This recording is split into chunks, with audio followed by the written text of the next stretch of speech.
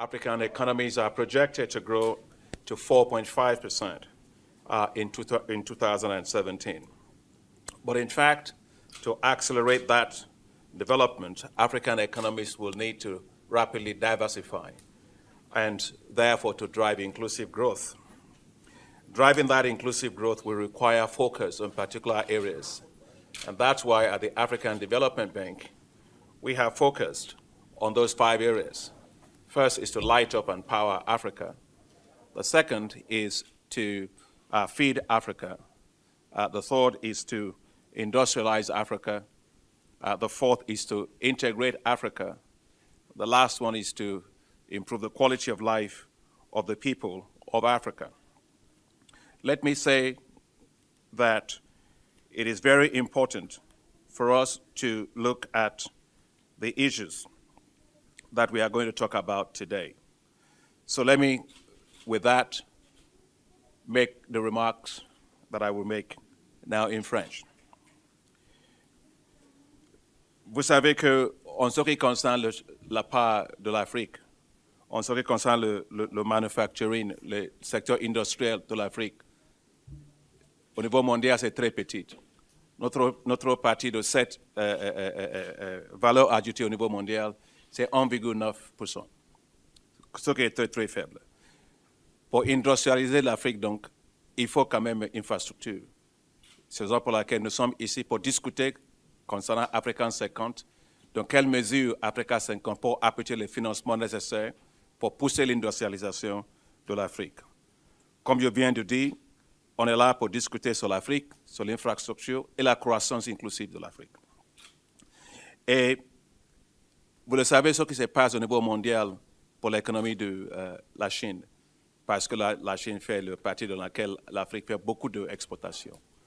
Mais maintenant, avec la faiblesse économique mondiale, la volatilité des prix de matières premières et le changement de modèle économique de croissance en Chine, la Chine veut externaliser beaucoup d'industries pour manufacture.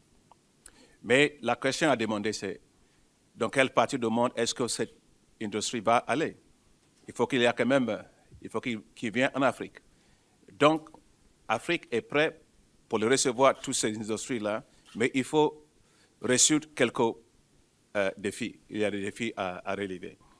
Tout d'abord, il y a des défis concernant le développement d'infrastructures, les systèmes routiers. Il y a les systèmes de port, infrastructures de port. Il y a le système aussi infrastructure aérienne. Il y a aussi le système de routier transnational. Ils sont très importants d'avoir l'intégration régionale de toutes nos économies pour pouvoir quand même avoir les croissances partagées partout. Donc, c'est la raison pour laquelle je pense aussi sur la digitalisation de nos économies, infrastructures d'information, de communication et les télécommunications, c'est très important. Donc, pour ça, il y a une déficit qui est massif au niveau de l'infrastructure pour l'Afrique. Environ 100 milliards de dollars de déficit. Pour combler à ce déficit, il faut donc avoir les partenariats qui sont stratégiques. Les partenariats entre le secteur public, aussi le secteur privé. Et aussi prendre en compte qu'il y a la disponibilité de ressources massives domestiques en Afrique qu'il faut mobiliser quand même. Il y a les ressources disponibles au niveau de fonds de pension. Il y a le fonds souverain, fonds souverains massifs. Il y a aussi de private equity. Il y a tellement de ressources, il faut les mobiliser en Afrique. Je ne vois pas les raisons pour lesquelles les gens prennent leur argent pour aller investir dans les pays où les taux d'intérêt réels sont négatifs. Mais quand même, nous avons les infrastructures massives ici et qui sont rentables, pour laquelle l'Afrique doit avoir la confiance eux-mêmes pour investir en Afrique. Donc, c'est la raison pour laquelle nous avons créé Africa 50, pour être cette plateforme-là qui peut faire le partenariat public et privé, pour mobiliser des ressources domestiques et aussi le financement institutionnel qui sont très importants pour combler le déficit infrastructure en Afrique. Et d'abord, nous avons eu les actionnaires de notre Africa 50. Quand nous avons eu notre réunion ici le mois de juillet, 29 juillet 2015, il y avait eu 20 pays qui ont fait la subscription, qui ont fait devenir comme les actionnaires de Africa 50, avec un montant de 707 millions de dollars. Mais je réjouis aujourd'hui, en tant que le président du Conseil de Africa 50, qu'aujourd'hui nous avons 22 pays qui sont actionnaires déjà, et que déjà nous avons eu aussi la participation, n'est-ce pas, de 2 banques centrales comme actionnaires de la banque. Les 2 banques centrales sont les banques centrales des États de l'Afrique de l'Ouest, BCEAO. Il y a aussi la Banque Al-Maghrib de Maroc. Ce sont les banques qui sont participées là-bas. Et aussi, je suis très fait de faire l'introduction et pour vous informer que nous avons aussi sélectionné le directeur général de Africa 50, qui est juste à côté. C'est le monsieur Alain Ebobisse. Monsieur Alain Ebobisse était le chef d'infrastructure de IFC. C'est Fonds Investissement. IFC Infraventures. Hein? Oui. Société financière internationale IFC. Mais il amène beaucoup d'expérience de l'Afrique, l'Amérique latine, en Asie, sur l'infrastructure. Donc, on est sûr qu'on est dans les bonnes mains avec lui pour diriger toutes les affaires de l'Afrique 50. Donc, tous les détails, vous pouvez lui demander toutes les questions. C'est le feuille de route de Africa 50. Mais je suis vraiment très fier qu'il avait pris la fonction avec nous. Et pour notre conseil, le réunion des actionnaires, ils ont aussi approuvé la mobilisation de capitaux pour accélérer la mobilisation, n'est-ce pas, des actionnaires pour l'Africa 50. Ils ont approuvés aujourd'hui, parce que vous avez Africa 50 à 2 parties. Il y a Africa 50 pour Project Finance, les financements de projets. Il y a Africa 50, le développement de projets. Donc, nos conseillers, nos actionnaires sont approuvés pour qu'on augmente le montant d'actionnaires pour les financements de projets de 632 millions de dollars à 711 millions de dollars. Et pour le développement de projets, pour augmenter l'action de 113 millions de dollars à 82 millions de dollars. Il y avait aussi les comptes les comptes de 2015. Il y a les comptes de 2015 les financiers qui ont été approuvés par aussi. Ça a été fait par KPMG, les auditeurs de KPMG. Et moi, je sais qu'il y a beaucoup de choses à faire. Il faut mobiliser d'ici, dans quelques mois, d'ici 6 mois, 9 mois, il faut augmenter notre financement à 1 milliard de dollars.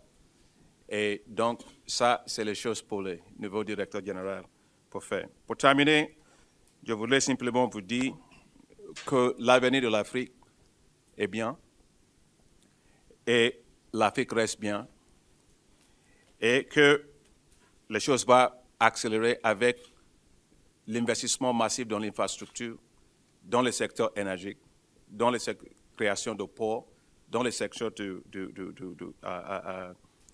information et technologie et de communication. Je suis convaincu que Africa 50 sera un instrument fondamental stratégique pour accélérer l'avenir de l'Afrique. Donc, je vous remercie.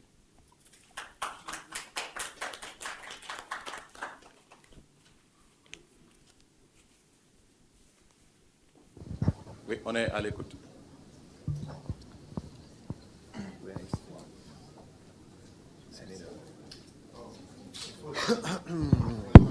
Il y a un traducteur? No, I need it. Okay, go ahead. Let him go ahead. Oui. C'est bon, je peux commencer? Oui, ça va. Bonjour, Samir Alouardiri pour Média 24.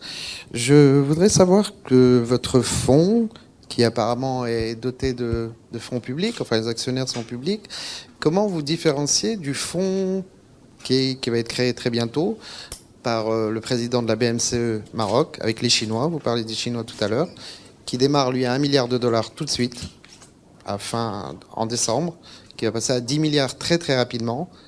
Comment vous différenciez? Est-ce qu'il y a une interaction? Est-ce que c'est deux fonds différents? Est-ce que chacun part en ordre dispersé? Merci.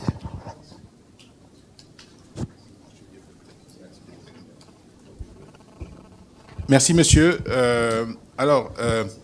Le positionnement d'Africa 50 est très particulier dans le marché des infrastructures en Afrique. C'est-à-dire que c'est un fonds d'investissement en infrastructure qui est détenu par un très grand nombre d'États africains, la Banque africaine de développement. Monsieur le Président du Conseil d'administration vient également d'annoncer que 2 banques centrales sont déjà actionnaires et nous allons poursuivre nos efforts pour arriver à la majorité des États africains qui soient actionnaires pour que nous soyons une structure panafricaine d'investissement dans les projets.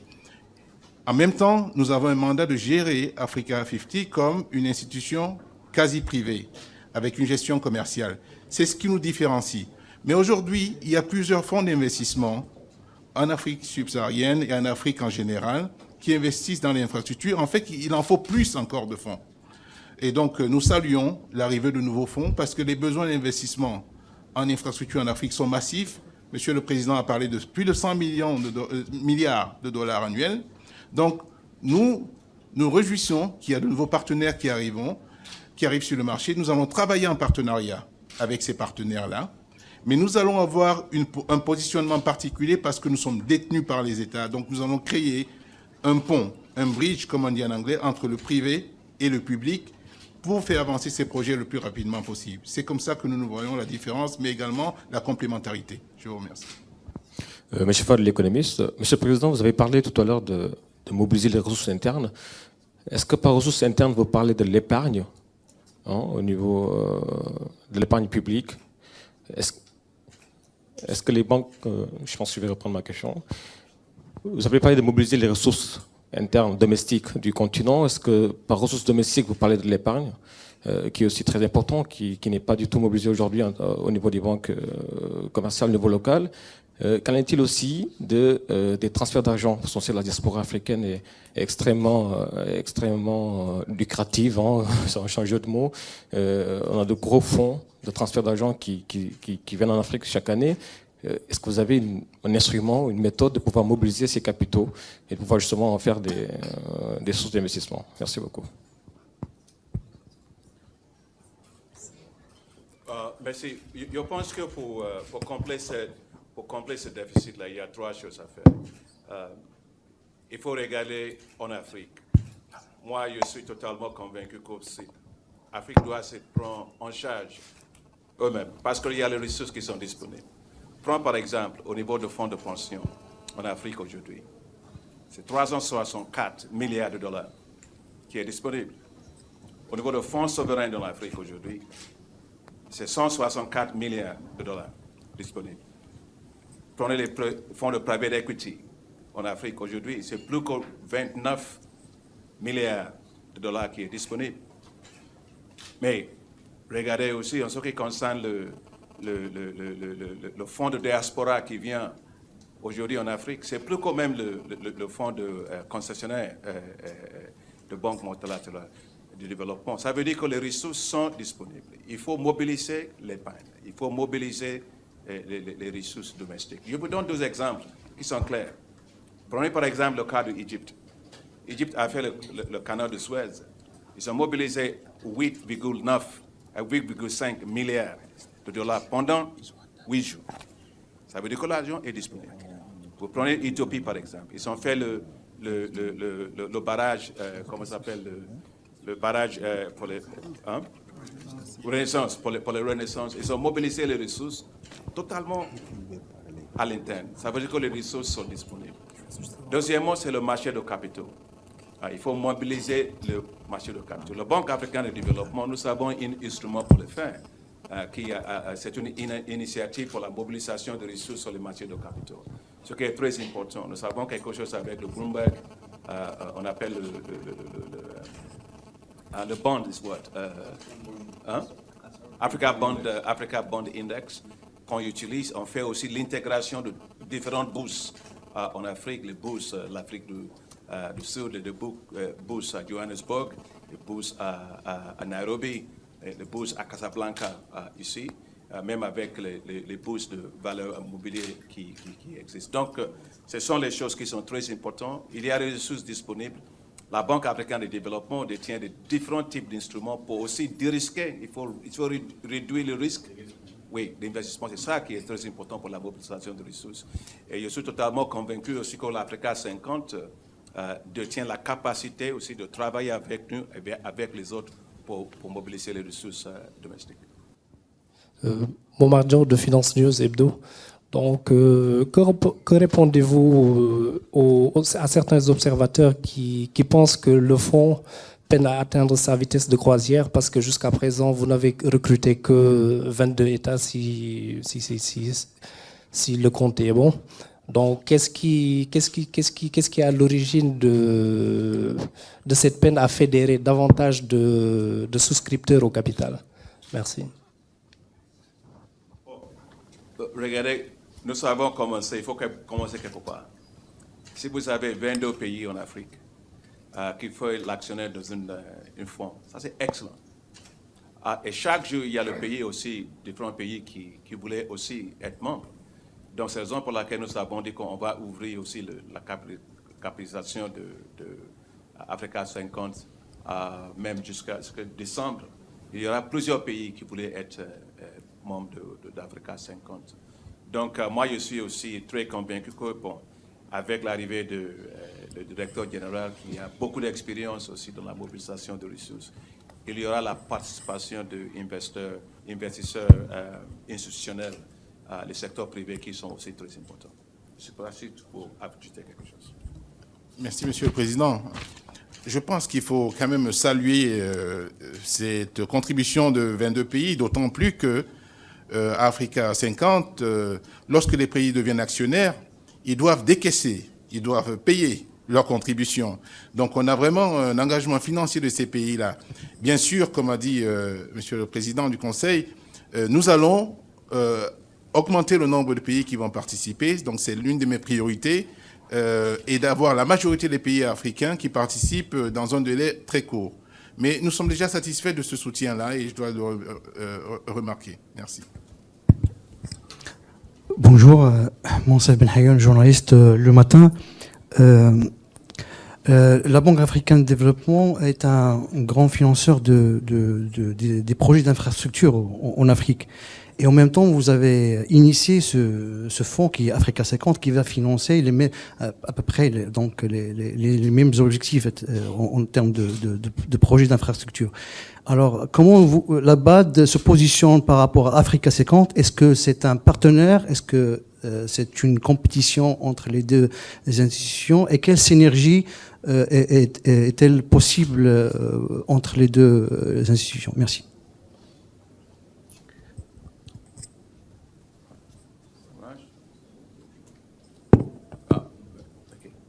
Oui, écoute, en ce qui concerne la situation de partenariat, si vous prenez au niveau de la déficit global sur l'infrastructure, il faut plusieurs types d'institutions pour pouvoir mobiliser les ressources. C'est la raison pour laquelle même la Banque africaine de développement, avec la Banque mondiale, avec le nouveau Banque de développement et aussi avec le BRICS, nous avons aussi fait un partenariat global sur la mobilisation des ressources pour l'infrastructure. Il y avait pendant la réunion, la conférence qui a été tenue à Addis Ababa sur le financement du développement, et toutes les banques multilatérales de développement ont pris la décision de mobiliser des ressources dans toutes les façons nécessaires, secteur privé, secteur public, diminuer les risques, faire la syndication de choses et tout cela en partenariat. Donc, il faut plusieurs institutions pour le faire, mais qui travaillent dans une étroite collaboration. Pour nous, on est très fiers d'être les banques qui ont créé Africa 50. Et pourquoi? Parce qu'il y a un aspect très important de Africa 50. Il y a deux parties, Africa 50, développement de projets, Africa 50, financement de projets. L'aspect du développement de projets, c'est ça le plus difficile en Afrique, dans n'importe quel investissement, parce que le risque est élevé, le coût est élevé, il n'y a pas beaucoup de personnes qui voulaient faire ça. Donc, il y a plein d'opportunités, mais les projets n'ont pas encore développé pour les rendre bancables. Donc, un avantage comparatif qui détient l'Africa 50, avec son facilité de développement des projets, c'est pour aider les pays et le secteur privé pour la préparation des projets. Investissement dans ça, qui est le plus risquant. Ça, c'est très, très important. Deuxièmement, c'est que pour nous, on fait aussi les, comment on dit, advocacy, porte-parole, si vous voulez, pour l'infrastructure ensemble avec Africa 50. Il y a aussi beaucoup de choses qu'on peut cofinancer avec Africa 50 et aussi avec les autres. Donc, il n'y a pas aucune duplication. C'est une complémentarité qui est, en tout cas, extrêmement nécessaire pour mobiliser les ressources qu'il faut. Et finalement, je dois dire qu'un avantage de l'Africa 50, quand on avait créé ça, c'est que nous voulons que l'Africa 50 soit quelque chose qui est dirigé, si vous voulez, par le secteur privé, avec une approche du secteur privé qui peut mobiliser des ressources de le secteur privé. Donc voilà, c'est complémentaire, c'est la raison pour laquelle je suis là. Voilà la complémentarité. Si c'est comme concurrence, je ne serai pas là. Ibrahim Suleiman du magazine Les Afriques. Donc, vous avez évoqué l'arrivée de 2 banques centrales dans le capital de Africa 50. Est-ce qu'on peut avoir un peu plus de détails sur le montant ou le niveau des investissements de ces 2 institutions? Et puis, est-ce qu'il y a d'autres banques centrales éventuellement que vous allez solliciter pour rejoindre le tour de table? Merci. En effet, 2 banques centrales, donc la Banque Al-Maghrib du Maroc et la BCAO sont devenus actionnaires pour des montants respectifs de 20 millions pour ce qui est de la Banque Al-Maghrib et 5 millions de dollars pour la BCAO. Donc, c'est des montants pour nous qui sont des montants appréciables, mais au-delà des montants, c'est le fait que les banques centrales soient actionnaires qui donnent le signal à d'autres banques centrales que nous avons commencé à approcher. Nous avons des discussions avec d'autres banques centrales, mais nous ne pourrons les annoncer que lorsque ce sera concrétisé. Parce que ce que vous savez, dans le fundraising, dans la levée des fonds, c'est un processus difficile, donc il faut engager des discussions et nous préférons publier ça lorsque ce sera concret et signé. Mais effectivement, c'est un segment de marché que nous allons poursuivre, comme d'autres investisseurs institutionnels. Les fonds souverains, les fonds de pension, parce que vraiment, nous devons faire appel à l'épargne à long terme en Afrique, mais également au-delà de l'Afrique. Voilà notre stratégie. Bonjour, Omar Baldé du quotidien Les Inspirations Éco. L'objectif à fin 2016, c'est d'atteindre $1 milliard de capital, pour le capital. Pensez-vous qu'actuellement cet objectif est réalisable et auprès de qui comptez-vous insister davantage pour le réaliser? Merci. Nous allons continuer à travailler avec des États actionnaires qui ont déjà exprimé un intérêt pour participer au capital. Donc un certain nombre de pays sont en discussion avec nous et nous pensons que ça pourrait être concrétisé d'ici la fin décembre. Mais également, on a parlé des banques centrales.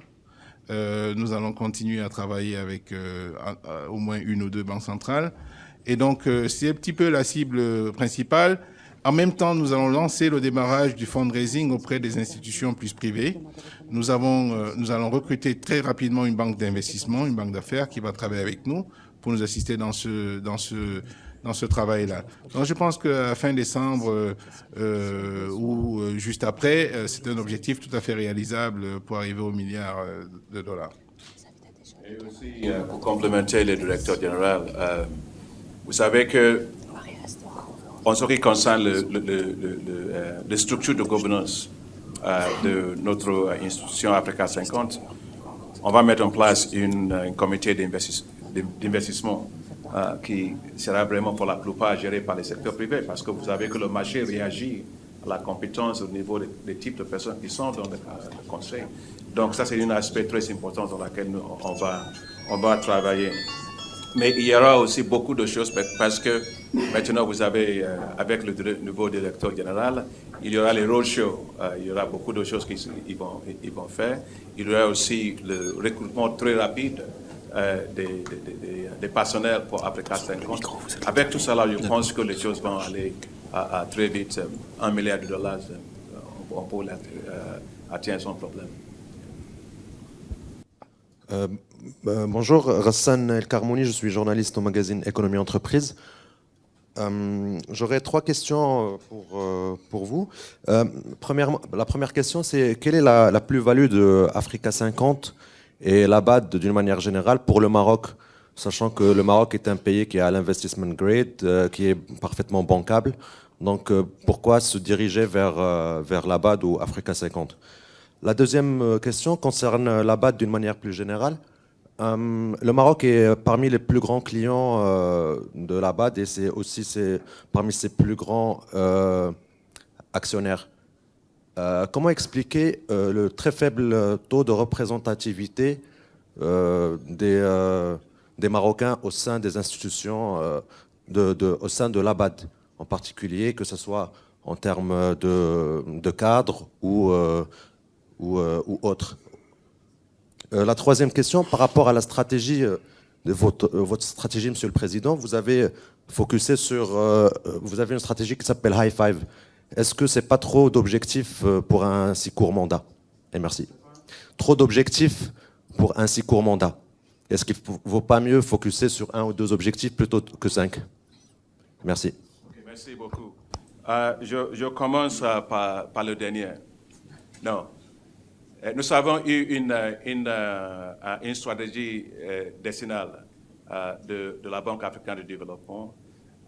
Ce que nous avons dit, c'est qu'il faut bien préciser les choses sur les priorités de priorité, dans laquelle, si on réussit avec ça, on aura beaucoup de l'impact sur l'Afrique. C'est la raison pour laquelle nous avons fait la priorisation sur les 5 choses. C'est éclairer l'Afrique et donner énergie à l'Afrique, pour nourrir l'Afrique, pour industrialiser l'Afrique, intégrer l'Afrique et aussi augmenter améliorer la qualité de vie du peuple africain. Je suis vraiment très heureux que vous êtes des Marocains. Je suis ici et discuter avec le chef du gouvernement, avec le ministre des Finances, avec tous les ministères ici. Il y a un alliement parfait entre la volonté politique du pays et avec les top 5. Ça veut dire qu'il y a 5-5 et c'est comme ça. C'est comme ça qu'on travaille. Donc, s'il n'y a pas l'électricité, qu'est-ce qu'on peut faire en Afrique? On est fatigué d'être dans l'obscurité là. Qu'est-ce qu'on fait avec l'obscurité là?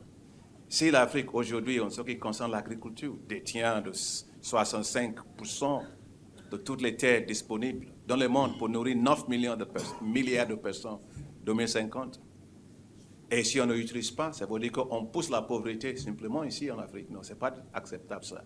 Il faut que l'Afrique transforme l'agriculture pour que ça rentre comme une business. Et aussi, les dépenses qu'on utilise pour faire importer, c'est trop. Aujourd'hui, on fait l'importation de 35 milliards de dollars en Afrique pour l'alimentation. Si on ne fait rien, ça va arriver à 110 milliards de dollars d'ici 2025. Donc, c'est très important pour le faire. Donc, ce sont les 5 priorités dans lesquelles même tous les chefs de l'État sont d'accord, et tous les gouverneurs de banque sont d'accord, toutes les populations des Africains sont d'accord. Et c'est la raison pour laquelle on fait toujours high five pour l'Afrique. C'est très, très important. On doit réussir les 5 choses-là pour pousser les croissances inclusives, qui est très critique pour l'Afrique. En ce qui concerne la valeur d'Africa 50 vers le Maroc et aussi vers la Banque africaine de développement, vous savez que le Maroc a un avantage très significatif dans les marchés de bancaires et financiers. Ici, on est à Casablanca, c'est le centre de marché financier, c'est très important. Et c'est la raison pour laquelle on est très content que beaucoup d'appréciation pour les gouvernements marocains pour recevoir Africa 50 ici en tant que siège. Et aussi, le Maroc fait une grande partie de actionnaires de Africa 50. La même chose même pour la BAD. Donc, ça veut dire que c'est un partenariat très, très important. C'est la raison pour laquelle moi, je suis ici pour ma première visite officielle en tant que président de la Banque africaine de développement à Maroc. La Maroc est le premier client de la banque. Et notre investissement ici, c'est, depuis qu'on avait commencé ce partenariat, c'est environ 7,9 milliards de dollars. Et à l'heure actuelle, nous avons dans les 4 dernières années fait l'investissement ici de 2,8 milliards de dollars dans le secteur énergie. Donc vous avez parlé du secteur de infrastructure, sur l'agriculture, le plan marocain vert, et aussi dans le secteur de l'eau et assainissement, et aussi avec, dans le secteur d'industrialisation. Et nous avons dans le secteur financier aussi, inclusif. On a fait beaucoup de choses ici. Je suis très fier de ce que notre bureau ici a fait. Vous avez parlé de la représentation de Marocains aussi. Bon, si elle peut se lever, voilà Madame notre représentant ici. Et elle peut vous dire qu'il y a les Marocains qui travaillent au sein de la BAD. Voilà, qui est juste à côté. Au niveau du siège. Oui, non, il vient même au niveau du siège. Il y a toujours au niveau du siège. Hein? Directeur de l'eau et l'assainissement Ah bon, voilà, bon. Vous avez tout pris.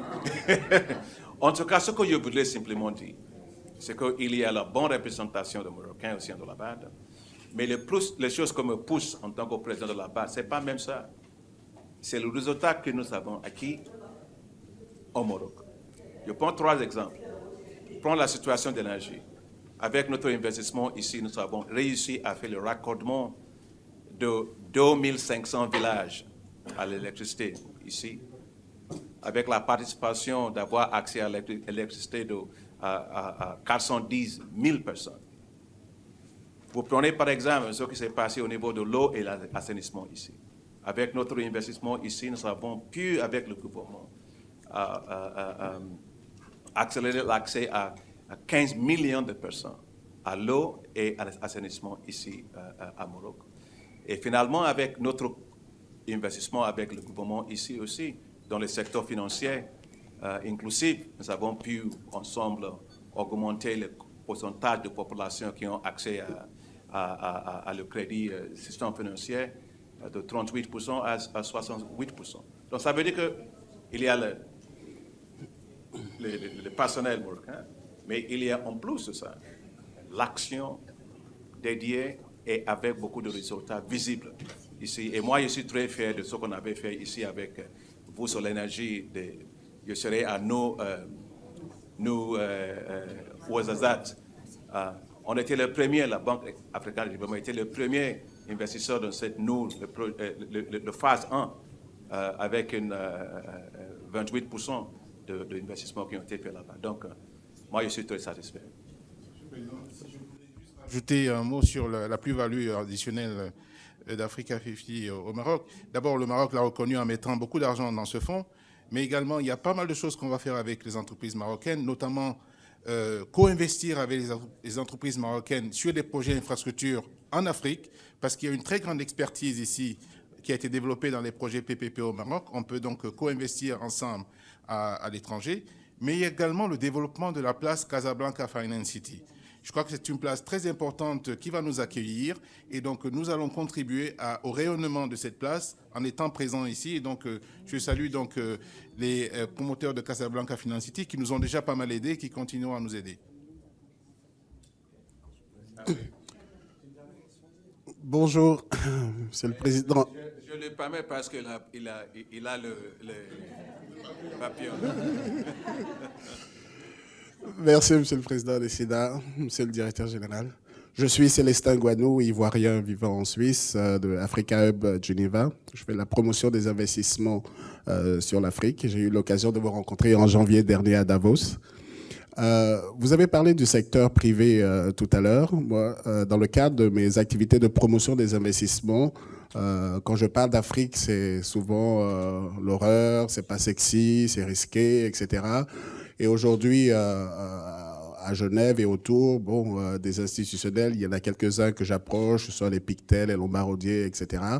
Qu'est-ce que vous faites pour attirer ces structures qui voient l'Afrique vraiment très loin et peut-être dangereux, même si ça change un peu? Et qu'est-ce que vous faites pour des structures petites comme la mienne qui font la promotion des investissements, qui peuvent diriger des flux vers Africa 50, mais avec mes petits bras musclés, je ne pourrais pas aller très loin si je ne vois pas une collaboration que je peux établir avec vous et la direction d'Africa 50. Merci beaucoup. Donc, merci, c'est un grand plaisir de vous voir encore après Davos. Bon, les deux questions, en ce qui concerne le parti d'investissement, Afrique reste aujourd'hui la deuxième région la plus rentable au niveau d'investissement mondial. Et ça reste toujours comme ça.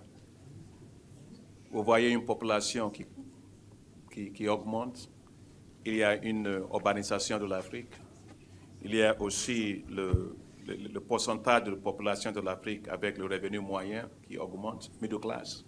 La consommation augmente. Donc, ça reste toujours le continent à investir. Mais ce qui est important, c'est qu'il y a différents types de risques. Il faut gérer le risque. Si vous êtes, même pour traverser la route, il y a le risque. Vous rentrez dans un avion, quelqu'un vous dit, bon voilà, votre nom c'est Monsieur Guano, vous êtes en première classe, prenez place, voilà le vin, il faut se calmer, dormir, voir la télévision et tout ça. Mais vous prenez beaucoup de risques parce que mais vous oubliez ça parce que vous êtes 35 000 mètres. Mais on vous dit, regardez la télévision. Mais ça veut dire, ce qui est important, c'est de gérer le risque et diminuer le risque. Et c'est ce que nous faisons en tant que la Banque africaine de développement. Nous avons différents types d'instruments. Il y a le vice-président de finances, M. Boama, pour vous élever en tout cas, où il faut répondre à des questions aussi. Nous avons l'instrument de partage de risque, ce qu'on appelle partial risk guarantee. Nous avons les partial credit guarantee qui réduit les risques du secteur privé. Ce sont les choses que nous faisons. Même dans le secteur énergie, il y a le power purchase, comment dire en français, power purchase agreement et tout cela. Oui, contrat d'achat d'énergie et tout cela que nous faisons. Donc, ce sont les types d'instruments que nous utilisons beaucoup pour pouvoir accélérer l'investissement par les secteurs privés. Mais en ce qui concerne le petit et moyen entreprises, les petites et moyennes entreprises restent les plus importants en Afrique. C'est eux qui créent de l'emploi. C'est eux aussi qui doivent augmenter pour pouvoir payer les taxes. Donc, c'est la raison pour laquelle, pour nous, au sein de la Banque africaine de développement, nous avons un programme spécifique pour le financement de petites et moyennes entreprises. Et j'étais hier avec le ministre de l'infrastructure, c'est l'industrialisation ici à Maroc, parce qu'ils ont réussi beaucoup avec le secteur de porteurs comme l'automobile et aussi avec l'aéronautique. Mais ils ont réussi à créer, je crois, 30 000 auto-entrepreneurs. Ça veut dire les petites et moyennes entreprises. C'est les petites et moyennes entreprises qui doivent augmenter. En ce qui concerne la femme, vous savez que ce sont les femmes qui font la grande partie de petites et moyennes entreprises en Afrique. La Banque africaine de développement vient de lancer un instrument qu'on appelle un financement pour la discrimination positive pour les femmes. Si vous réglez les problèmes des femmes, vous réglez tous les problèmes en Afrique. Donc, c'est la raison pour laquelle j'avais créé ce fonds au sein de la BAD pour mobiliser 3 milliards de dollars spécifiquement pour les femmes en Afrique. Parce que ce sont qui font comment dire, les petites et moyennes entreprises. Mais je vous donne une petite histoire pour l'importance de la femme en Afrique. Pendant la période d'ajustement structurel, j'avais pris un avion entre le Nigeria, Lagos et Abidjan. À l'époque, j'ai avec moi l'ordinateur. Vous avez l'ordinateur qu'on appelle le compact. C'était comme le portefeuille, comme ça. C'était tout mon bagage. Je suis rentré dans l'avion. J'ai essayé de placer les choses dans les coffres dans l'avion. Et il y avait les dames, les femmes qui sont venues, les commerçants. Ils sont comme ça, avec beaucoup de tissus et tout ça là, parce qu'ils font les commerces. Et la dame a dit, bon, je vais placer toutes mes choses là-bas. Il dit, mais madame, c'est la seule chose que j'ai là. Il y avait le chef de cabine qui est venu. Il dit, monsieur,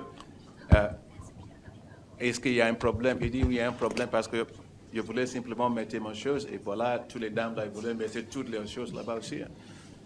Il dit, combien de fois vous prenez cet avion, monsieur? Je dis, bon, ça dépend de mon travail. Il dit, regardez toutes les femmes là, les commerçants là, ils prennent ça chaque jour. Donc, c'est leur avion. Donc, on va mettre votre ordinateur dans le coffre en bas et on laisse la place pour les femmes. Donc, ça veut dire l'importance des femmes commerciales en Afrique. Même en tant que président de la Banque africaine de développement, j'ai ça à la tête. Mesdames et messieurs, nous vous remercions pour l'intérêt que vous... Bon. OK, dernière question. Alors, une dernière. C'est cher de l'Observateur du Maroc et d'Afrique. La question, c'est que durant votre séjour, vous aurez à avoir des rencontres avec le patron de l'OCP et le patron du Mazen. Ce qui veut dire que vous aurez Mazen. Donc, vous aurez deux potentiels partenaires pour tout ce qui est agriculture et électricité. Est-ce qu'aujourd'hui, vous allez prendre ces acteurs comme des partenaires privilégiés marocains? Est-ce qu'on peut avoir une idée de ce que vous aurez à développer avec ces partenaires? Et une petite intervention. Aujourd'hui, nous vous connaissons en tant que un grand panafricain. Vous êtes quelqu'un qui portait le Maroc, plutôt l'Afrique en vous. Est-ce que le message qui a été lancé par Sa Majesté pour que le Maroc réintègre l'Union africaine, pensez-vous que ce sera quelque chose de bénéfique pour ce premier partenaire au niveau continental qui est le Maroc pour vous? Non, merci. En ce qui concerne le OCP, Office chérifien de phosphate, c'est une compagnie extrêmement très importante pour le Maroc et aussi pour l'Afrique. Et vous savez que ces OCP aussi ont commencé une approche stratégique pour l'Afrique, OCP Africa, ce qui est très important. Déjà, ils ont commencé même avec notre bureau ici, avec la Banque mondiale, la discussion avec les investisseurs au Nigeria pour pouvoir utiliser le phosphate d'ici et aussi le urea qui existe au Nigeria pour pouvoir transformer l'Afrique de devenir autosuffisant de la production des engrais. Donc, ça, c'est une initiative très importante de collaboration sud-sud qui est importante. Donc, et aussi, OCP aussi a beaucoup aidé le plan de Marocain vert ici. Et donc, je suis sûr qu'avec la collaboration avec le secteur privé dans le reste de l'Afrique, il y aura importance de faire Africa vert. Pourquoi pas Africa vert, en tout cas. Donc, j'aurai l'occasion de voir M. Terab, c'était aujourd'hui même, l'après-midi, pour discuter comment accélérer ce partenariat avec eux.